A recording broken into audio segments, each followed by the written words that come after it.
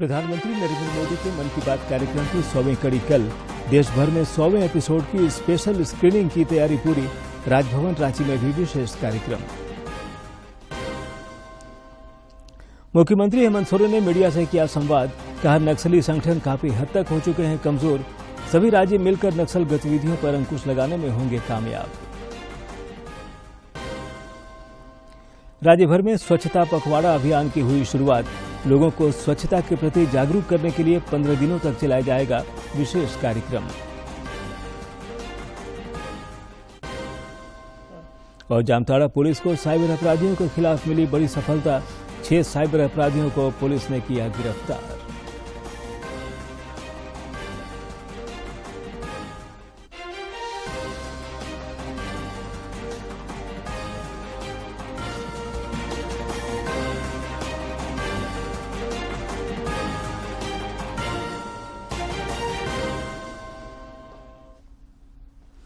नमस्कार, खबरें झारखंड में आपका स्वागत है। मैं हूं ज्ञानेश्वर प्रसाद श्रीवास्तव और अब समाचार विस्तार से। प्रधानमंत्री नरेंद्र मोदी कल दिन में 11 बजे आकाशवाणी से मन की बात कार्यक्रम में देश विदेश के श्रोताओं के साथ अपने विचार साझा करेंगे। यह इस कार्यक्रम की 100वीं कड़ी होगी। इधर भारतीय जनसंचार द्वारा कराए गए सर्वे के अनुसार 76% लोगों ने कहा कि लोकतांत्रिक प्रक्रिया में उन्हें भागीदारी का एहसास हुआ है।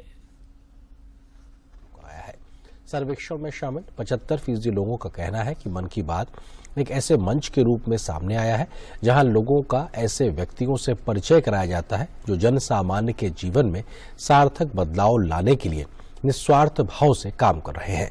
IIMC के आउटरीच विभाग द्वारा किए गए इस सर्वेक्षण में देश भर के 116 अकादमिक संस्थानों, विश्वविद्यालयों एवं मीडिया समूहों के कुल 890 पत्रकारों, मीडिया शिक्षकों, मीडिया शोधार्थियों और जनसंचार के विद्यार्थियों ने हिस्सा लिया।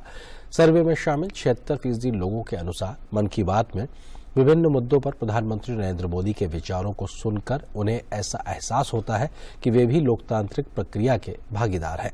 सर्वेक्षण में यह भी समझने की कोशिश की गई है कि प्रधानमंत्री द्वारा मन की बात में चर्चा किए गए मुद्दों ने लोगों के जीवन में सबसे ज्यादा प्रभावित किया है। इसके जवाब में 40% लोगों ने कहा कि शिक्षा सबसे प्रभावशाली विषय है जिसने उन्हें सोचने पर मजबूर किया, तो वहीं 26% लोगों के अनुसार जमीनी स्तर पर काम करने वाले गुमनाम समाज शिल्पियों से संबंधित जानकारी उनके लिए काफी रोचक रही है। माइक्रोसॉफ्ट के संस्थापक बिल गेट्स ने प्रधानमंत्री के कार्यक्रम मन की बात की प्रशंसा की है। स्वच्छता, स्वास्थ्य, महिलाओं के आर्थिक सशक्तिकरण और सतत विकास लक्ष्यों से जुड़े अन्य मुद्दों पर समुदाय के नेतृत्व वाली कार्रवाई को उत्प्रेरित किया है। प्रधानमंत्री नरेंद्र मोदी को मन की बात कार्यक्रम के 100वें एपिसोड पर बहुत बहुत बधाई। सैंड आर्टिस्ट सुदर्शन पटनायक ने प्रधानमंत्री नरेंद्र मोदी के 100वें एपिसोड से पहले रेत की एक कृति बनाई है जो कि मन की बात कार्यक्रम को समर्पित है।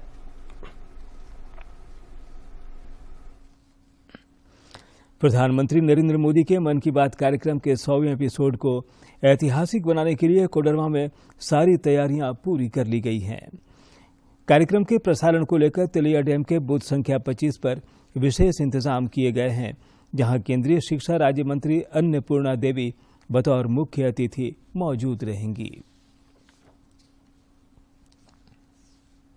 माध्यम से एक आंदोलन बना है, आम लोगों की भागीदारी इसमें होती है। माननीय प्रधानमंत्री जी इस कार्यक्रम में देश के कोने कोने से लोगों से सुझाव भी मांगते हैं और जिसके माध्यम से कोई भी ऐसा क्षेत्र छूटा या अछूता नहीं है। छोटा से छोटा भी कोई काम अगर करता है, अच्छा काम करता है, तो उसकी चर्चा माननीय प्रधानमंत्री जी इस मन की बात कार्यक्रम में करते हैं। और निश्चित रूप से ये 100वां संस्करण खास होगा, वर्ल्ड रिकॉर्ड बनेगा ये, और ये 54 भाषाओं में इस मन की बात कार्यक्रम होता है। 11 विदेशी भाषाओं में भी होता है, यानी सिर्फ भारत ही नहीं बल्कि दूसरे देश के लोग भी मन की बात कार्यक्रम को सुनते हैं। प्रधानमंत्री के मन की बात कार्यक्रम के 100वें एपिसोड को लेकर भाजपा की राष्ट्रीय मंत्री आशा लकड़ा ने बताया कि क्षेत्र के सभी लोग पारंपरिक वेशभूषा में मन की बात कार्यक्रम सुनेंगे। उन्होंने कहा कि पूर्व संध्या पर मानव श्रृंखला हरमू चौक से अरगोड़ा चौक तक बनाया जा रहा है। मीडिया में देखिएगा, हमारा जो ऐप चलता है उसमें देखिए मोदी जी का मन की बात चलती है, उस ऐप पर देखेंगे तो हर जगह फिजिकल रूप से हर लोग ट्वीट करते हैं, हर लोग सोशल मीडिया पर डालते हैं। उनका चलते चलते अगर देख भी रहे होंगे तो सोशल मीडिया में छोटा करके दिखाते हैं। तो कहीं ना कहीं लोगों को प्रभावित करने वाला मन की बात है। और आपके माध्यम से मैं झारखंड से ही नहीं, पूरे अलग अलग जगह के जनता को भी कहना चाहती हूँ कि एक बार आप मोदी जी की मन की बात सुन लें तो आपको प्रोत्साहित करेगा। जैसे आप परीक्षा पर चर्चा भी कभी होते हैं, उस विषय को लेके आते हैं।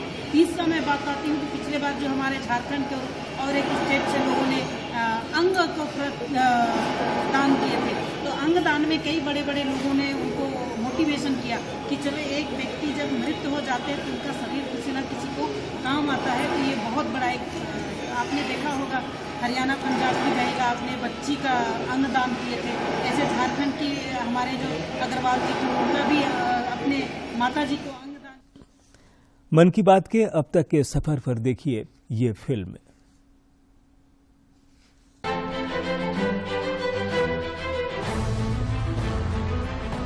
हर महीने का अंतिम रविवार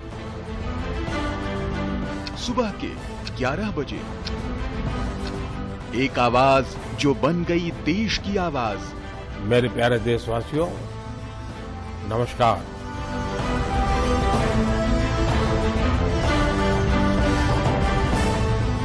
जहां होती है देश के सम्मान की बात, देशवासियों के मन की बात। मुझे इस बात की भी खुशी है कि मन की बात के 100वें एपिसोड को लेकर देश के लोगों में बहुत उत्साह है।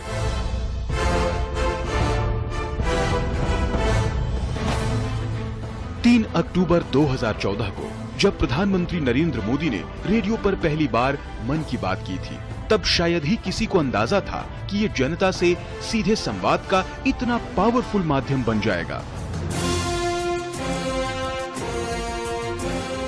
मन की बात यानी देश की बात। खादी की बिक्री का कीर्तिमान हो या फिर मेक इन इंडिया खिलौनों का रिकॉर्ड एक्सपोर्ट, मन की बात ने देश के सपनों को नई उड़ान दी। एक भारत श्रेष्ठ भारत का ध्वज लहराना हो या देश के अनसंग हीरोज को सम्मान, किसी के लिए ये उम्मीदों की बात है तो कईयों के लिए हौसलों का साथ है। मन की बात को जन जन की बात बनने में ज्यादा समय नहीं लगा। पीएम मोदी की अपील और आह्वान ने नए जन आंदोलनों को जन्म दिया। बात फिर चाहे स्वच्छता की हो या स्वेच्छा से एलपीजी सब्सिडी छोड़ने की, कैशलेस इकोनॉमी बनाने का आह्वान हो या फिर बेटियों की रक्षा और हक की बात। मन की बात ने सबके प्रयासों से आत्मनिर्भर भारत अभियान को आगे बढ़ाया। तो ये देश की विजय यात्रा के साथ सेलिब्रेशन और साथ ही मिलकर 100 वर्षों की सबसे बड़ी चुनौती का सामना करने का जरिया भी बना। मेरे देशवासियों, जब तक हम चलने का संकल्प नहीं करते, हम खुद खड़े नहीं होते, तब रास्ते दिखाने वाले भी नहीं मिलेंगे, हमें उंगली पकड़कर चलाने वाले नहीं मिलेंगे। चलने की शुरुआत हमें करनी पड़ेगी। ये सारा मेरा बातचीत करने का इरादा एक ही है, आओ हम सब मिलकर के अपनी भारत माता की सेवा करें, हम देश को नई ऊंचाइयों पर ले जाएं। मन की बात 22 भारतीय भाषाओं, 29 बोलियों और अंग्रेजी के अलावा 11 विदेशी भाषाओं में भी प्रसारित होता है। एक राष्ट्रीय सर्वे के मुताबिक देश के करीब 96% लोग मन की बात कार्यक्रम के बारे में जानते हैं। 100 करोड़ से ज्यादा देशवासियों ने मन की बात कम से कम एक बार सुना है। 65% देशवासी हिंदी में तो 35% लोग क्षेत्रीय भाषाओं या अंग्रेजी में यह कार्यक्रम सुनते हैं। सर्वे के मुताबिक 63% लोग ये मानते हैं कि मन की बात के चलते देश को लेकर उनका दृष्टिकोण सकारात्मक हुआ है। 55% लोगों ने ये माना कि कार्यक्रम के चलते वो पहले से ज्यादा जिम्मेदार और बेहतर नागरिक बने हैं। कम्युनिकेशन की दुनिया में इस कार्यक्रम ने नए मानदंड गढ़े, तो इसके माध्यम से देशवासियों के सुझाव सीधे पीएम मोदी तक पहुंचे। 100वें एपिसोड तक के अनवरत सफर में मन की बात न सिर्फ विकसित होते देश की विकास यात्रा को गति दे रहा है, बल्कि भारतवासियों के संकल्प की सिद्धि का माध्यम भी बन रहा है। आइए मन की बात के 100वें एपिसोड के मौके पर मिलते हैं रविवार 30 अप्रैल सुबह 11 बजे। अधिक से अधिक संख्या में इस ऐतिहासिक पल के साक्षी बनते हैं और बनाते हैं एक अभूतपूर्व कीर्तिमान। और हाँ, इस अवसर को और भी यादगार बनाते हुए आप अपनी फोटो नमो ऐप पर अवश्य डालें।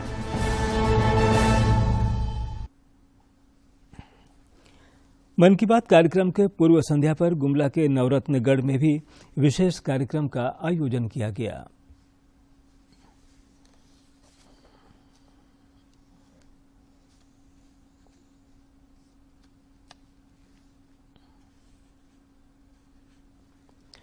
प्रधानमंत्री नरेंद्र मोदी कल दिन में 11 बजे आकाशवाणी से मन की बात कार्यक्रम में देश विदेश के श्रोताओं के साथ अपने विचार साझा करेंगे। यह इस कार्यक्रम की 100वीं कड़ी होगी। इसका सीधा प्रसारण दूरदर्शन समाचार, आकाशवाणी समाचार, प्रधानमंत्री कार्यालय तथा सूचना और प्रसारण मंत्रालय के YouTube चैनलों पर भी होगा। प्रधानमंत्री के साथ तो सुनिए इस महीने 30 अप्रैल सुबह 11 बजे प्रधानमंत्री जी के मन की बात का 100वां एपिसोड। प्रधानमंत्री नरेंद्र मोदी ने कहा कि देश में विदेशी निवेश में रिकॉर्ड बढ़ोतरी हुई है। उन्होंने कहा कि आवास निर्माण, हर घर नल योजना के तहत पाइप से पेयजल उपलब्ध कराने, मोटे अनाज के उत्पादन तथा एथेनॉल से देश भर के किसान लाभान्वित हो रहे हैं। वे आज कर्नाटक के बीदर जिले के हुमनाबाद में एक जनसभा को संबोधित कर रहे थे। अपने ओडिशा यात्रा के दौरान मुख्यमंत्री हेमंत सोरेन ने आज पुरी के जगन्नाथ मंदिर में पूरे विधि विधान के साथ पूजा अर्चना की। इस दौरान उनकी धर्मपत्नी कल्पना सोरेन भी उनके साथ मौजूद थीं। पूजा अर्चना के बाद मुख्यमंत्री ने कहा कि उन्होंने राज्य और राज्यवासियों के उन्नति, सुख, शांति और स्वास्थ्य की कामना की। उन्होंने मीडिया से संवाद करते हुए कहा कि नक्सली संगठन काफी हद तक कमजोर हो चुके हैं। सभी राज्य मिलकर नक्सल गतिविधियों पर अंकुश लगाने में कामयाब होंगे।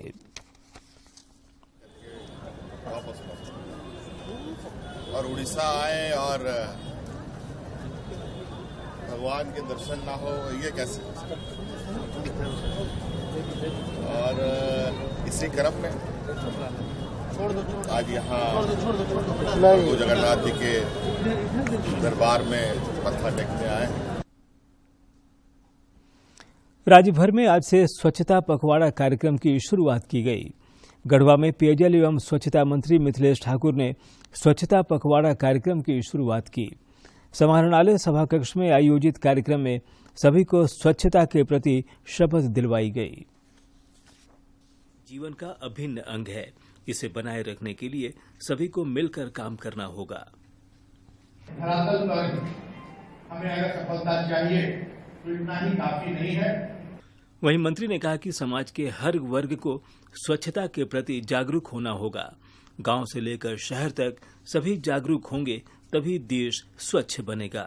हम लोग अपने जो हमारा जो मिशन है उस पर हम कामयाब नहीं हो पाएंगे। सभी लोगों को, सभी विभाग को आगे आना होगा। इस दौरान मंत्री ने स्वच्छता जागरूकता रथ को भी हरी झंडी दिखाकर रवाना किया। गढ़वा से विजेंद्र तिवारी की रिपोर्ट।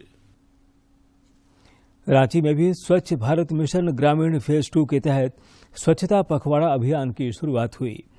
इस दौरान आयोजित कार्यशाला को संबोधित करते हुए उप विकास आयुक्त दिनेश यादव ने ग्राम स्तर पर ठोस और तरल कचरा प्रबंधन के महत्व पर चर्चा की। हजारीबाग में भी 15 मई तक चलने वाले स्वच्छता पखवाड़ा अभियान की शुरुआत हुई। इस दौरान उप विकास आयुक्त प्रेरणा दीक्षित की अध्यक्षता में जिला स्तरीय कार्यशाला का आयोजन किया गया। इस अभियान के तहत अधिक से अधिक लोगों को जागरूक किया जाएगा। स्कूलों और व्यावसायिक प्रतिष्ठानों में विशेष ड्राइव चलाकर प्लास्टिक थैले, थर्मोकॉल के बारे में जानकारी दी जाएगी। रांची के मोरहाबादी मैदान में झारखंड चैम्बर ऑफ कॉमर्स की ओर से मेगा ट्रेड फेयर का आयोजन किया गया है। मेले का उद्घाटन करते हुए राज्यपाल सीपी राधाकृष्णन ने कहा कि ऐसे आयोजनों से राज्य के अर्थव्यवस्था को गति मिलती है।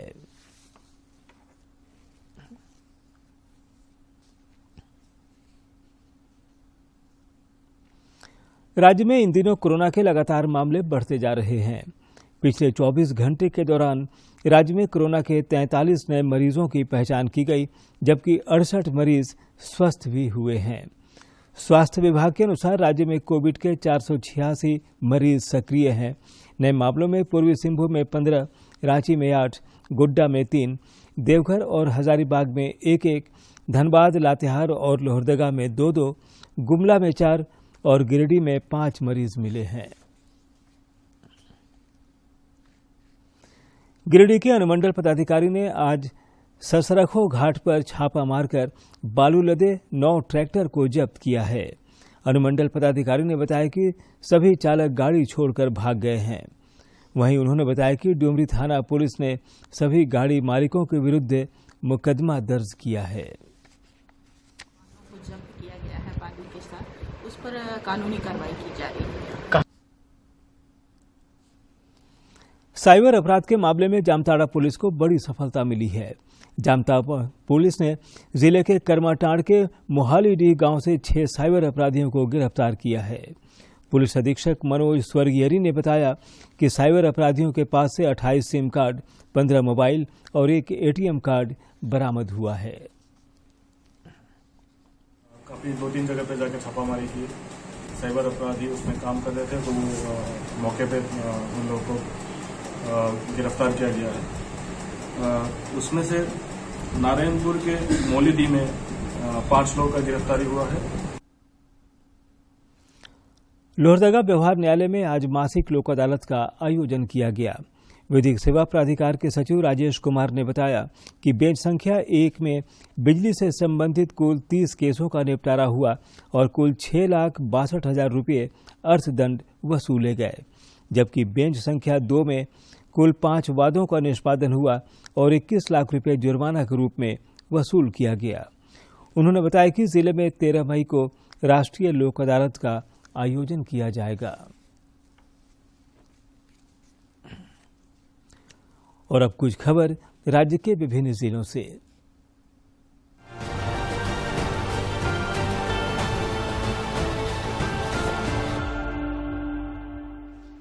झारखंड हाईकोर्ट के न्यायाधीश आनंदा सेन आज बोकारो पहुंचे, जहां पुलिस के जवानों ने उन्हें गार्ड ऑफ ऑनर दिया। राज्य में चल रहे खसरा और रूबेला टीकाकरण अभियान के तहत आज धनबाद में कई जगहों पर शिविर लगाई गई। इन शिविरों में 9 से 15 वर्ष के सभी बच्चों का टीकाकरण किया जा रहा है।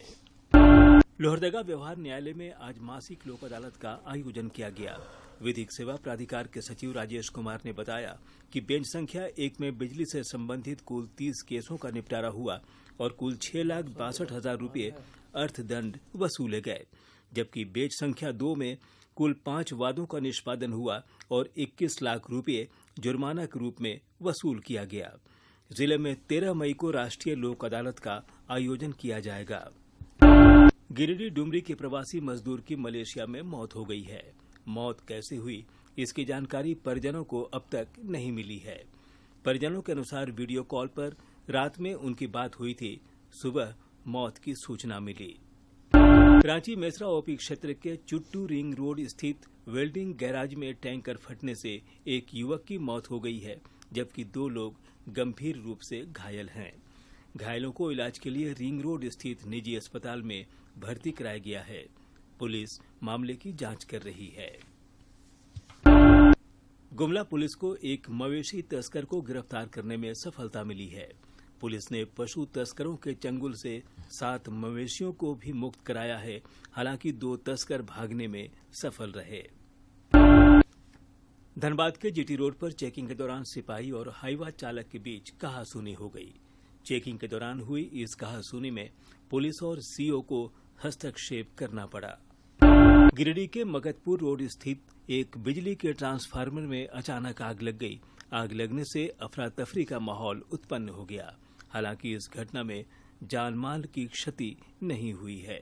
साहिबगंज के बोरियो थाना क्षेत्र में 5-6 बदमाशों ने एक महिला के साथ सामूहिक दुष्कर्म की घटना को अंजाम दिया है। घटना के बाद महिला को गंभीर हालत में सदर अस्पताल में भर्ती कराया गया है। बताया जा रहा है कि यह घटना उस समय घटी जब वह अपने पति के साथ मेला देखकर लौट रही थी। पुलिस मामले की छानबीन कर रही है। खूंटी में ग्राम सभा और महिला मंडल की बैठक में 5 अनाथ बच्चों को अनाथालय भेजने का निर्णय लिया गया है। गौरतलब है कि जिले के टाटी डांड टोली में एक पति ने अपनी पत्नी की हत्या कर दी और खुद जेल चला गया। इस घटना के बाद उनके बच्चे बेसहारा हो गए थे।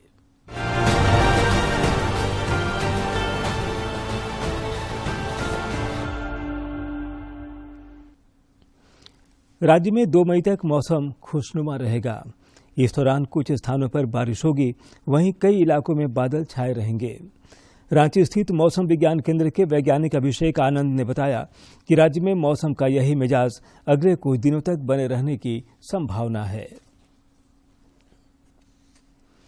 केंद्र सरकार ने चालू वित्तीय वर्ष में अब तक 195 लाख मीट्रिक टन गेहूं की खरीद की है। सरकार द्वारा चालू वित्त वर्ष में गेहूं की बम्पर खरीद की जा रही है।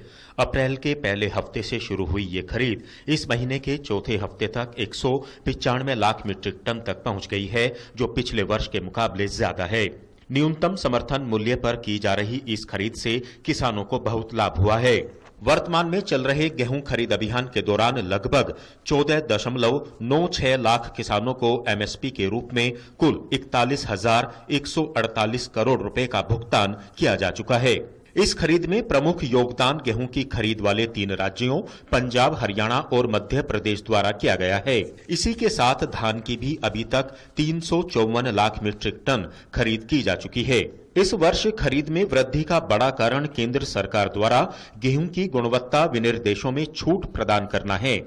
गौरतलब है कि सरकार ने ये छूट इस वर्ष बेमौसम हुई बारिश के कारण दी है, जिससे कम चमक वाले गेहूं को भी एमएसपी पर खरीदा जा रहा है। केंद्रीय पूल में गेहूं और धान की संयुक्त स्टॉक की स्थिति 510 एलएमटी से अधिक हो गई है, जो देश को खाद्यान्न की अपनी आवश्यकताओं को पूरा करने के लिए अच्छी स्थिति मानी जा सकती है। गेहूं और धान की जारी खरीद के साथ सरकारी अनाज भंडार में खाद्यान्न के भंडार का स्तर भी लगातार बढ़ रहा है। अनुज यादव की रिपोर्ट, डीडी न्यूज, दिल्ली। तो ये थे अब तक के समाचार, लेकिन जाने से पहले मुख्य समाचार एक बार फिर।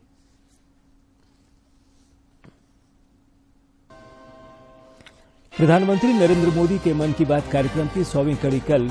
देश भर में 100वें एपिसोड की स्पेशल स्क्रीनिंग की तैयारी पूरी। राजभवन रांची में भी विशेष कार्यक्रम। मुख्यमंत्री हेमंत सोरेन ने मीडिया से किया संवाद। कहा, नक्सली संगठन काफी हद तक हो चुके हैं कमजोर। सभी राज्य मिलकर नक्सल गतिविधियों पर अंकुश लगाने में होंगे कामयाब। राज्य भर में स्वच्छता पखवाड़ा अभियान की हुई शुरुआत। लोगों को स्वच्छता के प्रति जागरूक करने के लिए 15 दिनों तक चलाया जाएगा विशेष कार्यक्रम।